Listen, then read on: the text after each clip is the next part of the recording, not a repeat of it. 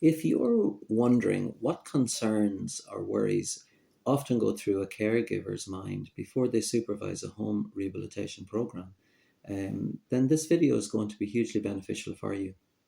Hi there, I'm Dr. Kenneth Monaghan. I'm a university lecturer, I'm a neuroplasticity expert, and I'm the author of Lights, Mirrors, Action, a guide for transforming the lives of caregivers and stroke survivors. Now, I'm hugely passionate about trying to assist caregivers and stroke survivors to adapt and make their home an ideal place to carry out their physical rehabilitation program after they've had a stroke. So, caregivers are naturally going to be concerned when a stroke survivor comes home because they're usually not given the guidance that they need and the roadmap that they need to know what to do. So, in fact, most stroke caregivers and our spouses have told me that they find the whole thing hugely overwhelming. There's this sense of not being in control, of course, because you don't know what guidance, you're afraid that you'll give the wrong information. This not knowing what advice to offer. And of course, when you don't know the right advice or somebody can't confirm what the right advice is, your tendency is not to give advice at all in case you make people worse or you do wrong, I think. And you're always behind everything as a caregiver, as a spouse. You always have that feeling that you want to make your stroke survivor feel content in life and you want to do anything that you can, but not knowing what the recipe for that is very frustrating. So, just to give you confidence, please realize that as life is moving on, there are fewer and fewer healthcare professionals available to attend stroke survivors in their own homes. So, at the moment, from the experience that I've seen, the majority of patients worldwide are getting very little therapy at all. So, you, with the right guidance and the right roadmap, you can give um,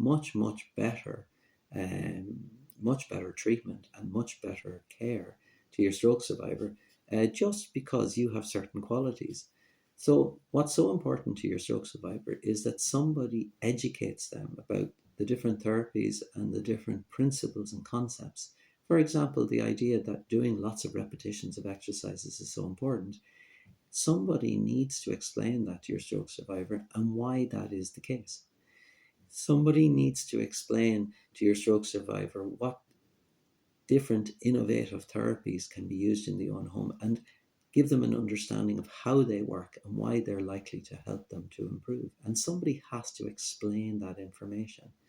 Somebody has to be in the home to stand or to sit or to supervise a stroke survivor when they're doing certain tasks to make them safe. And that person can be you. And finally, somebody has to be there to be that trustworthy partner, that trustworthy relationship that a stroke survivor needs to be able to give themselves the chance of recovery. And you can also be that person. And these things will not happen quickly in the majority of cases. An example that I've used in Lights, Mirrors, Actions is that of the famous actress Sharon Stone, and she had her stroke in 2001, and it took, by her own accounts, 7 full years for her to recover from her stroke, to get herself back to a state where she was functioning normal again in society. Now, what's a very good thing to do, and what I advise in my book, is that at the very start, when your stroke survivor is setting out to recover at home, that you ask them certain questions. And this is important because you need to know what's going through your stroke survivor's mind. And it's a good opportunity for you to bond with your stroke survivor, perhaps in a way that you haven't done in the past. But ask them what their current beliefs are at the moment in the program that you're suggesting or the program that I suggest in my book. Ask them what do they feel about that. Ask them what type of program do they think themselves they need. Because remember, I've mentioned before that stroke survivors intuitively know what things help and what things don't. So even if they've trialed some of the therapies, ask them and give them confidence and say to them, your gut feeling is important here. I use the example of Dr. Frank from my book, and he knew instinctively what therapies worked for him and what therapies didn't. He knew this instinctively, and your stroke survivor, if they're given the confidence and if they're told and advised that it's important for them to actually be actively involved in these decision-making processes, they will tell you as well. Ask them straight up, what do they think is not possible? Because some of the fears that they have, you may be actually able to relieve for them with explanations. Ask them what's the most feared thing, and ask them what qualities do they think that they need to run a program. And the reason why these questions are very important is because Lights, Mirrors, Action was written with the intention that these type of questions would be answered for caregivers to discuss with their stroke survivor. My experience over the years is that hundreds of caregivers have told me that, when they get home, it's overwhelming. They get very little guidance, very little confidence building to be told that they can run a program. And remember the four things we mentioned earlier, where you explain an understanding of why therapies work, you're trustworthy, and you're there as a safety guide. Those things can be done by you, even though you're not a healthcare professional yourself, and they're hugely important. So, Lights, Mirrors, Actions was written, and it was written to give you confidence. It was written to explain to you that the psychology and the motivation behind being able to carry out loads and loads of therapies for longer periods is something that it is within the remit of yourself and your stroke survivor. It's possible. The to provide knowledge to your stroke survivor is hugely important.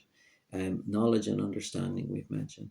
To be able to carry out very basic, simple measurements, to be able to show progress, this is a hugely important task that you can carry out as well. And, the idea that self-belief and, expectations being positive are so important to the outcomes. This is all explained in numerous chapters. And you will be able to understand this book, and you'll be able to understand the chapters because it's written in a very easy to understand language. And then you can explain it to your stroke survivor afterwards. So finally, when you're in your own environment, your interpretation of what's good and bad and indifferent is very much down to the situation that you're in and your ability to interpret things positively or negatively.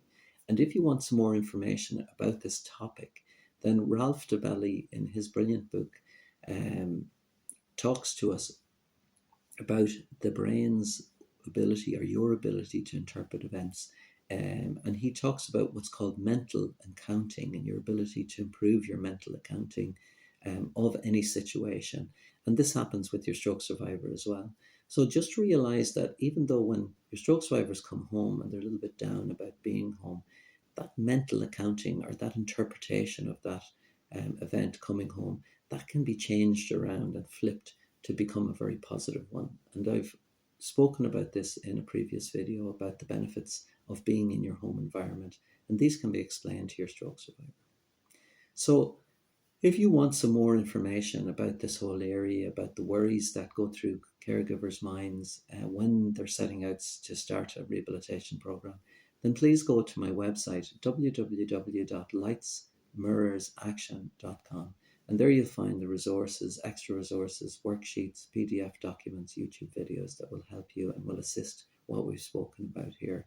And again, Chapter 3 of Lights, Mirrors, Action, it will also discuss many of the topics that we've just been through. So thank you very, very much for listening.